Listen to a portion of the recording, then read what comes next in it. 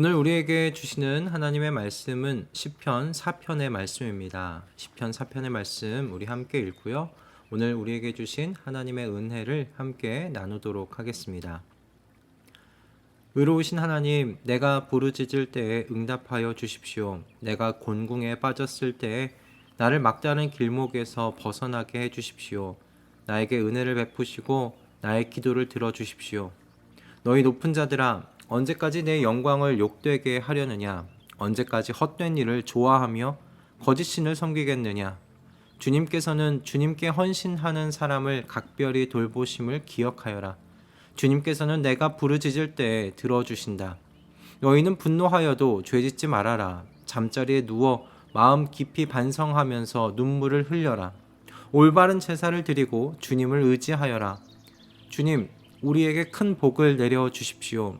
누가 우리에게 좋은 일을 보여줄 수 있을까 하며 불평하는 사람이 많이 있습니다.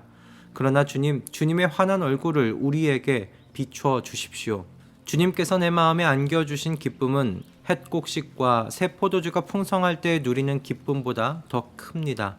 내가 편히 눕거나 잠드는 것도 주님께서 나를 평안히 쉬게 하여 주시기 때문입니다. 아멘. 오늘 시편 4편에서 시인의 기도를 묵상하면서 예수님께서 말씀하신 마음이 가난한 사람은 복이 있다, 하늘나라가 그들의 것이다 하고 하신 그 말씀이 떠올랐습니다. 예수님께서 말씀하신 마음이 가난한 사람은요, 하나님 앞에 두 손을 펴고 오직 하나님 외에 나는 의지할 것 없다고 말하며 주님께 나오는 사람들이죠. 양손을 편다는 것은 아무것도 손에 쥐지 않은 자신의 상태, 즉 나는 지금 아무것도 의지할 것이 없습니다. 오직 주님밖에 없습니다. 그렇게 하나님 앞에서의 표현입니다. 그렇게 오직 하나님만을 의지하는 마음이 가난한 사람이 받는 복이요, 하나님 나라라고 예수님께서 말씀하셨어요. 하나님께서 통치하시는 그 나라가 그의 삶에 임한다는 것입니다. 그럼 여러분, 그 나라가 임하는 것이 왜 복일까요? 오늘 시인의 고백을 보면요, 왜 그것이 복인지를 우리 묵상할 수가 있습니다. 시인은 주님께서는 주님께 헌신하는 사람을 각별히 돌보신다는 것을 기억하라고 대적들에게 말하면서 오히려 자신의 대적들에게 5절의 말씀과 같이 올바른 제사를 드리고 주님을 의지하라고 조언까지 하고 있습니다. 여기서 말하는 의지하라는 이 말은요, 어떤 사람이나 어떤 것에 대한 확실한 의존을 의미합니다. 그리고 이 확실한 의존, 이 신뢰는요, 안전함을 강조해 주고 있는 말이기도 하죠. 왜냐하면요, 사람은 어떤 대상에게 확실한 의존과 신뢰를 줄 때 그것들이 자신에게 안전한 환경 또는 안전한 마음의 상태를 누릴 수 있도록 해주리라는 그 확신이 있을 때 신뢰를 주고 의존하기 때문입니다.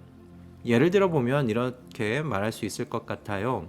그 잠언 31장 11절의 말씀을 보면요, 남편은 아내를 믿으며 가난을 모르고 산다라고 되어 있습니다.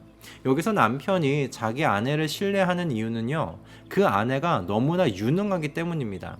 그래서 여기서 남편은 집안의 모든 살림을 아내에게 믿고 맡긴다는 것이죠.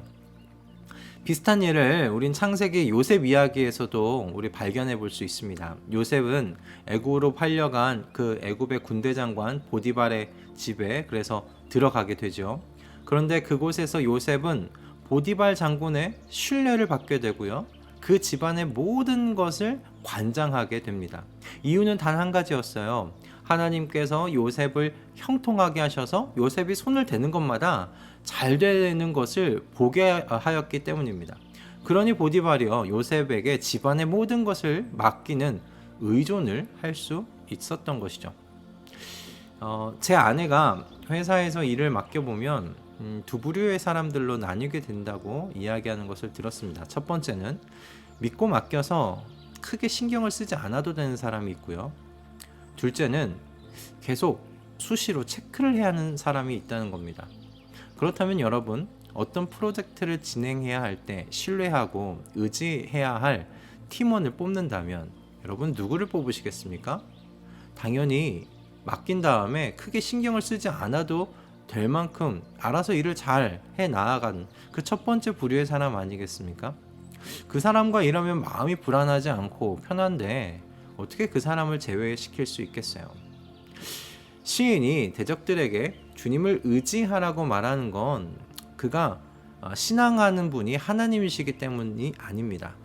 그가 오직 주님만을 의지하였더니 무엇을 경험했는가? 안전함을 경험했고 평안함을 경험했고 기쁨을 누리고 경험했기 때문인 거죠. 하나님을 의지하는 사람, 하나님을 온전히 의지하는 사람들을 하나님께서는 각별히 돌보십니다. 그래서 시인은 내가 부르짖을 때 하나님은 들어주신다고 확신에 차서 말할 수 있었어요. 여러분, 이 확신이 이 시인 안에서 기쁨으로 확인되는 겁니다. 7절의 말씀을 보면 시인은 하나님을 온전히 의지하는 사람에게 하나님께서 기쁨을 안겨주신다고 말하는데요. 그 기쁨이 추수 때의 기쁨보다 더 큰 기쁨이라고 말합니다.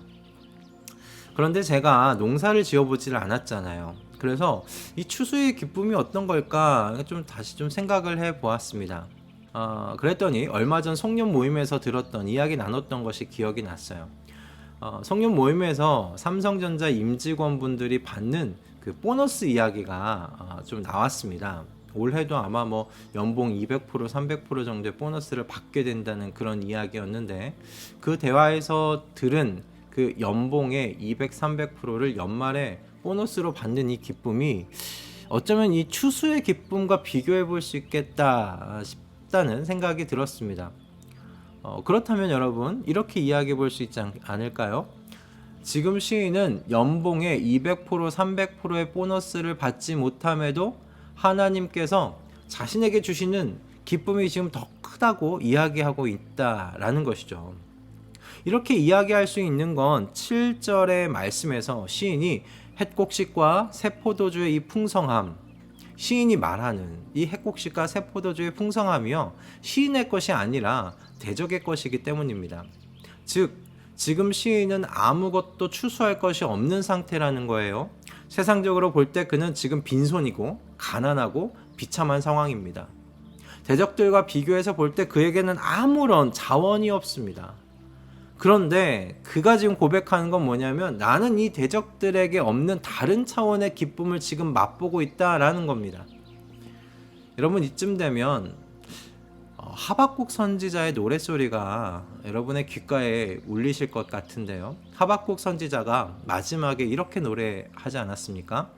무화과 나무에 과일이 없고 포도나무에 열매가 없을지라도 올리브 나무에서 딸 것이 없고 밭에서 거두어 드릴 것이 없을지라도 우리의 양이 없고 외양간에 소가 없을지라도 나는 주님 안에서 즐거워하련다.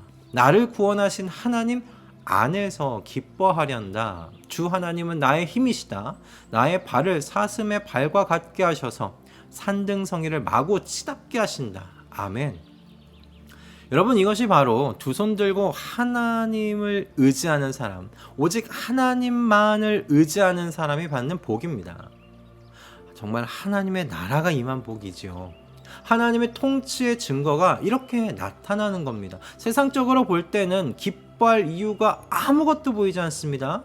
그러나 눈에 보이지 않는 그 하나님의 나라가 하나님을 의지하는 사람의 기쁨이 되는 겁니다. 세상의 사람들은 못 봐요. 눈에 보이지 않는 하나님의 나라를 어떻게 보겠습니까? 세상의 사람들은, 하나님을 모르는 사람들은, 하나님을 부인하는 사람들은, 하나님 나라를 모르는 사람들은 눈에 보이는 것에서 기뻐할 이유를 찾겠지요. 그럴 수밖에 없지요. 그러나 하나님만을 의지하는 사람들에게는 하나님의 나라가 임하는 것을 경험하게 되는 겁니다. 눈에 보이지 아니하는 그 기쁨을 누리고 경험하는 것이죠. 여러분, 이 기쁨이 임한 사람에게는 연쇄적으로 나타나는 영적 반응이 있어요. 그것이 바로 평안입니다. 주님께서 주시는 기쁨을 누리는 사람은요, 평안합니다. 8절을 보세요. 그는 하나님이 통치하는 세상을 알고 기뻤고요. 주님께 헌신하는 사람을 돌보시는 하나님께서 다스리시는 것을 알았기에 대적들이 권세를 부려도 지금 편히 누워 잠든답니다. 이 시인의 고백을 볼 때요, 하나님의 나라가 임하는 삶이 복된 것이 분명하지 않습니까?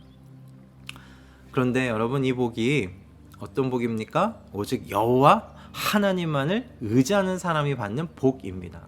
여호와 하나님만을 의지하는 것이 여러분, 이 괴로움이 가득한 세상에서 유일하게 안전한 장소라는 것을 지금 시인은 오늘의 이 시를 통해 말하고 있습니다. 선포하고 있습니다.